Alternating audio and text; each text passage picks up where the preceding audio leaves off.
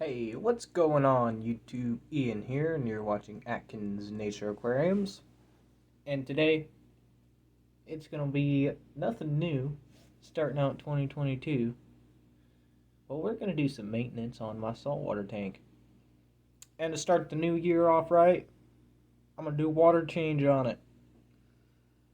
I haven't done a water change in this thing in like 3-4 months. Alkalinity is starting to get low. But, yeah, everything's doing fine. Got a couple new corals in there. Got a mangrove tree in there, if you didn't see that. But, yeah. Let's get right into it. This is going to be, kind of like a time-lapsey voiceover video. I'll be going over it later. But for now, just sit back and, we'll be back here in a second.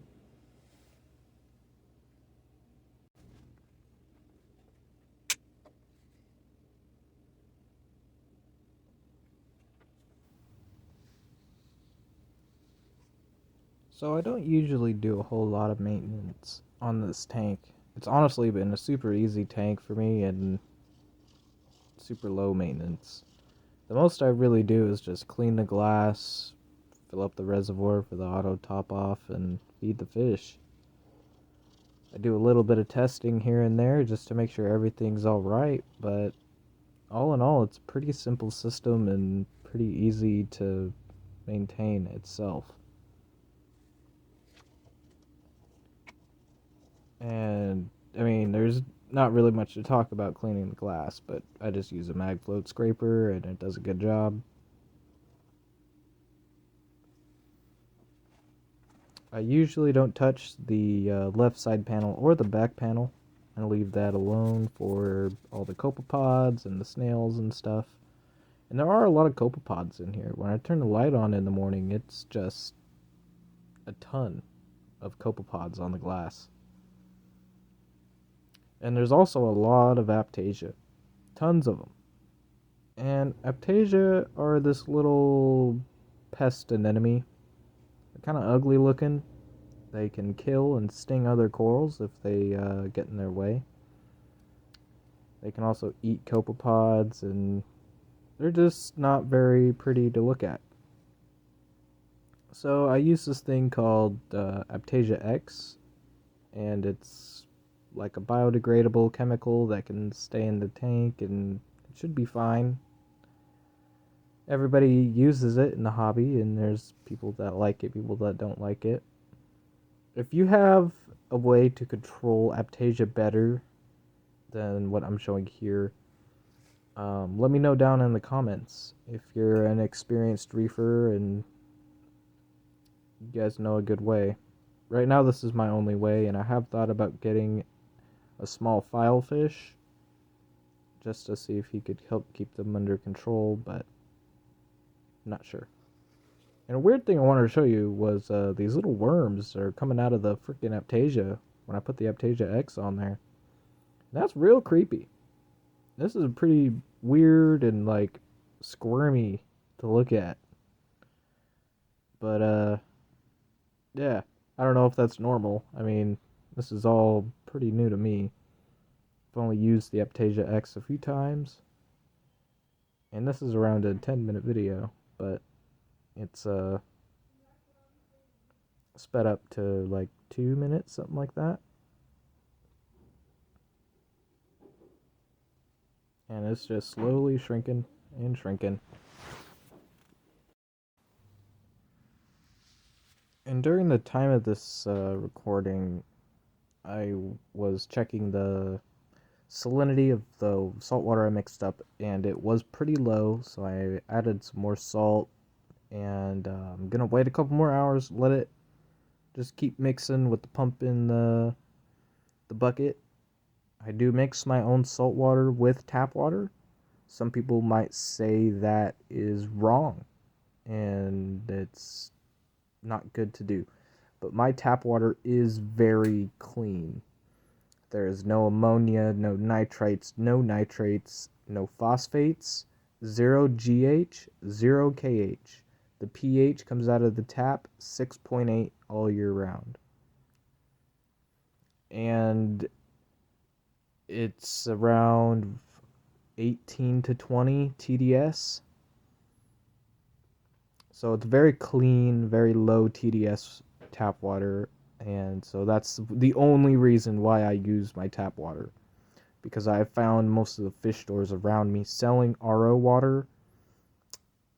It's really not that clean, and it's around 30 to 40 TDS. And so I don't use fish store RO water. I could buy an RO system, but since my tank is only 10 gallons, I'm not really tripping over it. And right now I am cleaning out my ATO.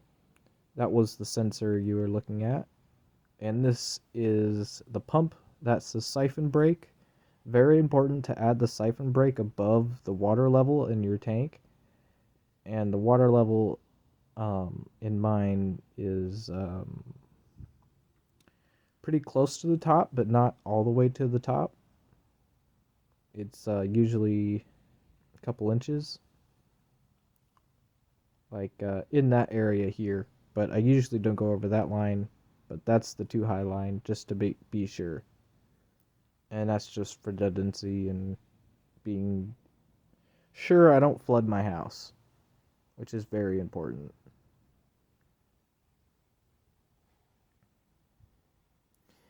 Yeah, that's just screwing the lid on top. I didn't have very much distilled water. Gonna have to go to the store and get more, but that'll last me a few days. This tank usually has a top on it when I'm not filming, or yeah, when I'm not filming, and if there's no family members over, I keep the top on. But if there's guests coming over, I'll take the top off because it's not a very good looking top. But yeah, that's pretty much it. ATO is in place. Keep it on the left side. And the input from the freshwater reservoir is on the right side.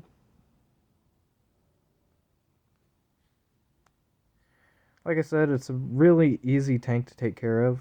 Next video, I'm going to do a water change on the tank. We're going to do part 2.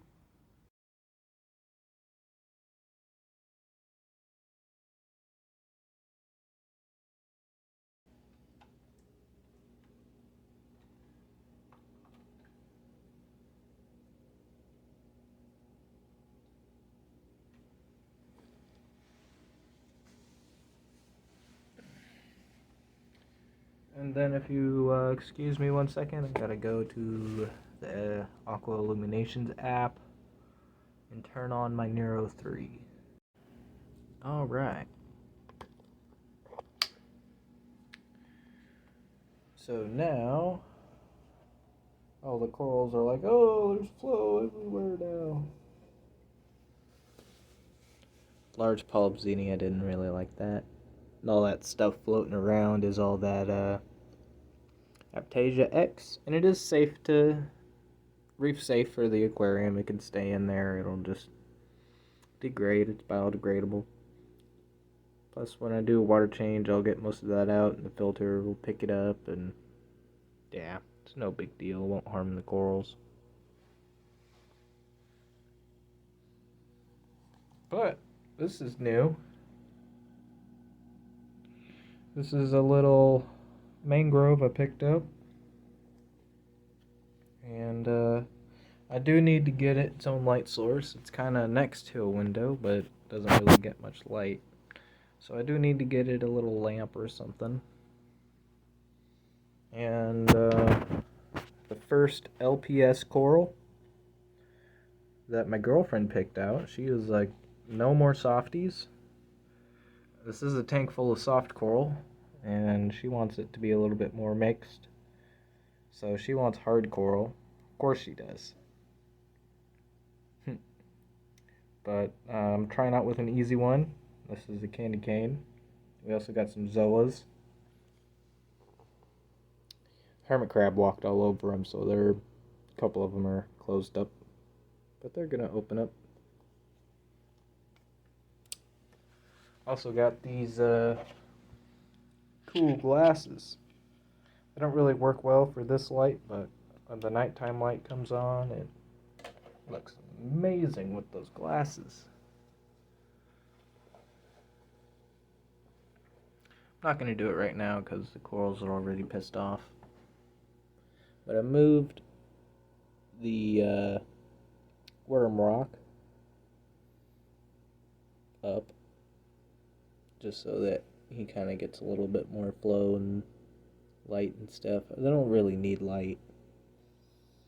They are a filter feeder, not really photosynthetic. But they're cool.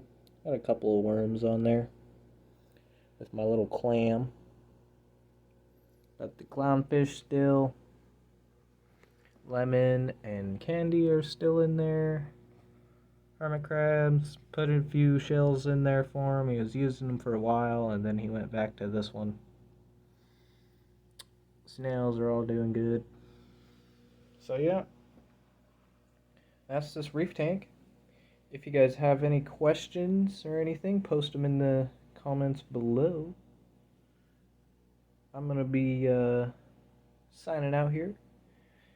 And I hope you guys enjoyed watching me do stuff with my reef tank. If you haven't already started a reef tank, just start watching other reefers. That's what I was doing.